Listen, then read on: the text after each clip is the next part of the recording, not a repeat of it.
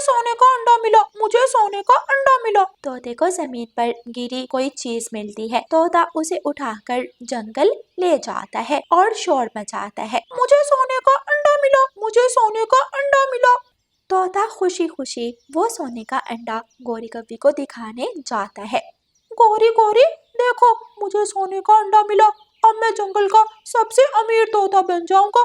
मैं ये सोने का अंडा बाजार में बेचकर अपना बड़ा सा घर बनाऊंगा और अपने लिए गाड़ी खरीदूंगा। तोते तोते, ये अंडा तो मेरा है, मैंने ये अंडा कल ही दिया था और तुम ये अंडा बाजार में बेचने की सोच रहे हो। लाओ, मुझे मेरा अंडा वापस कर दो। झूठ, ये झूठ है। मैं तो खुशी में ये अंडा तुम्हें दिखाने आया था और तुम्हारी नीयत खराब हो गई।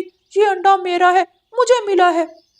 तोता और गौरी कव्वी दोनों रानो चिड़िया के पास जाते हैं। अभी तक अंडा तोते के पास था। क्या हुआ गौरी कव्वी, तुम दोनों आपस में क्यों लड़ रहे हो? चिड़िया चिड़िया देखो, ये सोने का अंडा मुझे मिला था। मैं गौरी कव्वी को दिखाने गया तो गौरी ने मुझसे लड़ाई शुरू कर दी। कहती है ये अंडा मेरा है।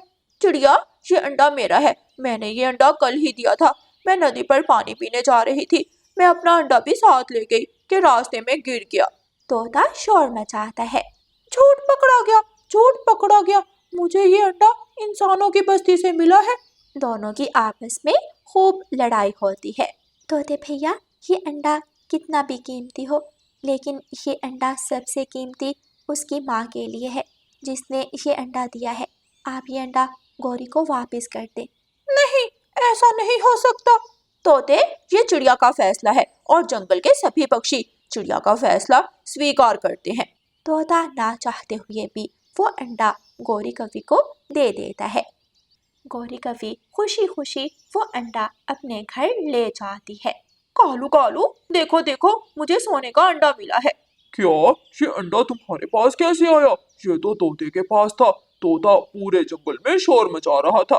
चुप कर जाओ, आहिस्ता बोलो। हाँ, मैं जानती हूँ ये अंडा तोते के पास ही था, लेकिन मैंने झूठ बोलकर तोते से ये अंडा ले लिया है। मैंने कहा ये अंडा मैंने दिया था, ये अंडा मेरा है। गौरी, अब तो हम जंगल के सबसे अमीर पक्षी बन जाएंगे। हमारे पास सोने का अंडा आ गया, हम गाड़ी लेंगे, हम बड़ा सा घर खरीदेंगे। बात चलते चलते कबूतर तक पहुंच जाती है। अगर वो सोने का अंडा मुझे मिल जाए तो मैं भी अमीर पक्षी बन सकता हूँ। मैं अभी चिड़िया के पास जाता हूँ। चिड़िया बहन, वो सोने का अंडा ना तो तोते का है और ना ही गौरी कव्वी का। वो सोने का अंडा मेरा है। कल मैं अपनी बहन के पास गया था, मेरी बहन ने सोने का अंडा दिया।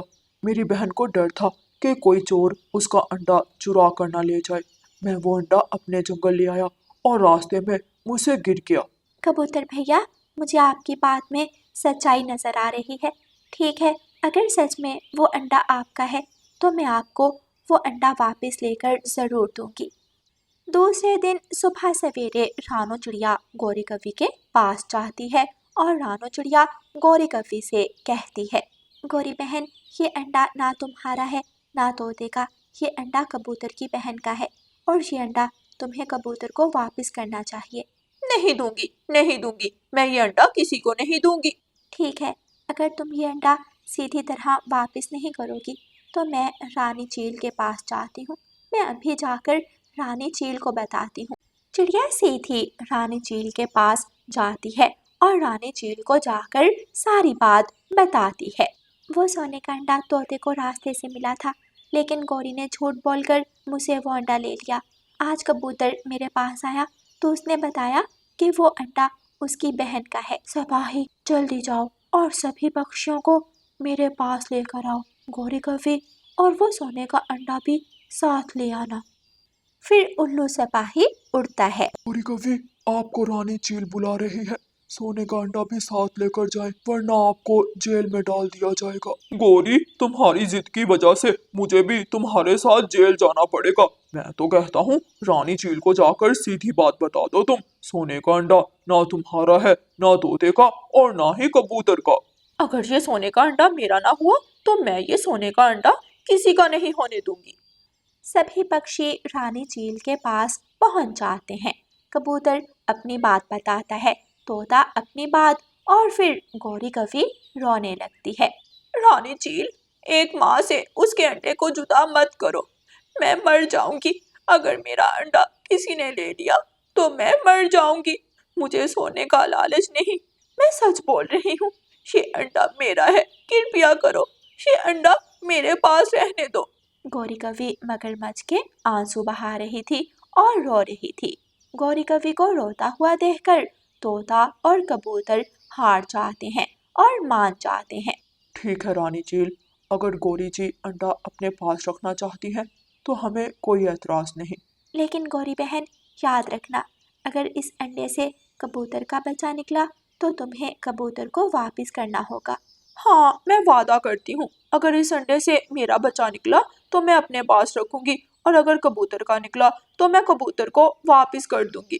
झूठ बोलकर, रोकर, मगरमच्छ के आंसू बहाकर गौरी कवि रानी चील से वो अंडा ले लेती है। ठीक है चिड़िया, अगर कबूतर और तोते को ऐतराज नहीं तो ये अंडा गौरी कवि को ही दे दो। गौरी कवि खुशी खुशी वो अंडा लेकर वापस अपने घर चली जाती है। कालू, मैंने ऐसा नाटक किया कि सब रोने लगे, मेरे साथ साथ सब रोने लगे। अब जल्दी से कल हम ये अंडा बाजार बेच आएंगे और ढेर सारे पैसे कमाएंगे।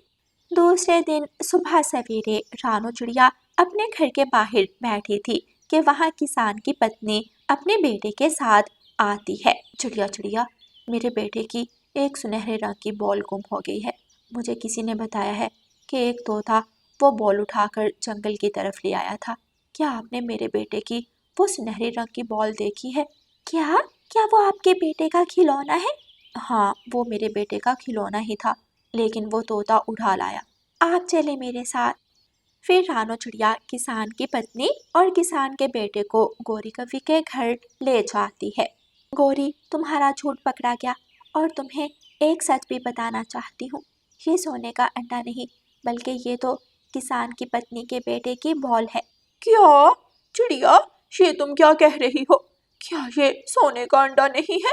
ये सुनकर किसान का बेटा और किसान की पत्नी हंसने लगते हैं। आंटी आंटी, ते तो मेरा तलौना है, ते तो मेरा तलौना है। गौरी वो सुनहरी बॉल किसान की पत्नी को दे देती है और फिर सब हंसने लगते हैं। प्यारे दोस्तों, इस कहानी को लाइक, अपने दोस्तों के साथ शेयर और चैनल को सब्सक्राइब करना बिल्कुल मत भूलना। आपका धन्यवाद। रानो चिड़िया की ऐसी कहानियाँ सुनने के लिए YouTube सर्च बार में रानो चिड़िया की कहानी लिखें या फिर ये बटन दबाकर बोलकर कहें रानो चिड़िया की कहानी। रानो चिड़िया अपने घर के बाहर बैठी हुई थी कि जग्गू कौवा वहाँ से गुजरता है। जग्गू बेटा, कहाँ जा रहे हो? आंटी, मैं कबूतर चाचा की दुकान पर जा रहा हूँ। लो बेटा, ये लो पैसे, और मुझे भी वहाँ से सब्जी ला देना। आलू ले आना इन पैसों के। जग्गू पैसों को गौर से देखता है और रानो चिड़िया से पैसे लेकर वहाँ से चला जाता है। जग्गू कबूतर चाचा की दुकान पर जाने की बजाय सीधा झूले वाले अंकल के पास जाता है। अंकल अंकल, मुझे झूला लेना है। पैसे दो पहले, फिर बैठना झूले पर। जग्गू झूले वाले अंकल को पैसे देता है और झूले में बैठकर झूला लेता है। जग्गू वहाँ से पापड़ खाता है और दूसरी चीजें। वो चिड़िया के सारे ही पैसों से पार्टी करता है और शाम को अपने घर चला जाता है। काफी देर तक इंतजार करने के बाद रानो चिड़िया सोचती है, ये जग्गू कहाँ चला गया?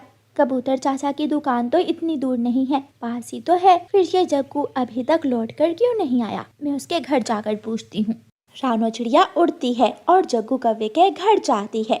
जग्गू बेटा, आप यहाँ घर में बैठे हुए हो, मेरी सब्जी कहाँ है? कौन सी सब्जी? मुझे क्या मालूम। गौरी, जग्गू जा रहा था, मैंने इसे पैसे दिए थे कि आते हुए मेरे लिए भी सब्जी ले आना, लेकिन जग्गू तो बहुत झूठा है, मुझे नहीं मालूम था। झूठा होगा तेरा बाप। चल भाग यहाँ से, मेरे बेटे पर इल्जाम लगाती हो। चल निकल यहाँ से, वरना मार मार कर उल्लू बना दूंगी। हाय हाय, एक चोरी दूसरा सीना चोरी, जा रही हूँ भी जा रही हूँ। चिड़िया वहाँ से चली जाती है। शाबाश मेरे जग्गू बेटे, ऐसे ही हमेशा दूसरे पक्षियों को पागल बनाकर मुफ्त का भोजन खाना है। हाँ मम्मा, मैं हमेशा ऐसे ही दूसरे पक्षियों को पागल बनाऊंगा। एक दिन जग्गू कौवा बूढ़ी कौवी के पास जाता है। वो अपनी लकड़ियाँ लेकर अपने घर जा रही थी। लाए माँ जी, ये लकड़ियाँ भारी हैं, मैं उठा लेता हूँ। बहुत अच्छे हो तुम बेटा, मुझ जैसे बूढ़े पक्षी का इतना ख्याल रखते हो। लो उठा लो और मेरे पीछे पीछे उड़ते आओ। जग्गू बूढ़ी कौवे की लकड़ियाँ उठाता है और जब बूढ़ी कौवी उड़ती है तो जग्गू कौवा दूसरी तरफ उड़ते हुए अपने घर चला जाता है। जग्गू, तुम ये सूखी लकड़ियाँ कहाँ से लाए हो? मम्मा, मैं हमेशा खाने की चीजें ही चुराता हूँ। सोचा आज अपनी मम्मा के लिए सूखी लकड़ियाँ ले जाता हूँ। मेरी मम्मा को हर रोज आग जलाने में मुश्किल होती है। मेरा बेटा तो शेर है, शेर। कहाँ से लाए हो ये लकड़ियाँ?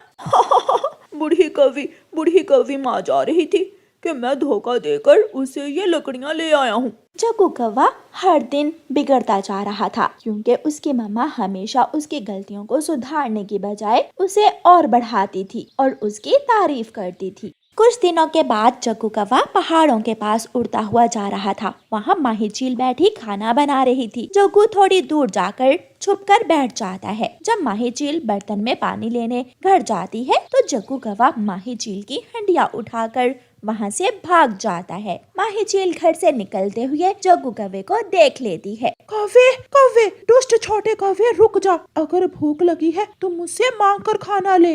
लेकिन जग्गू कौवा कहाँ रुकने वाला था, वो सीधा अपने घर चला जाता है।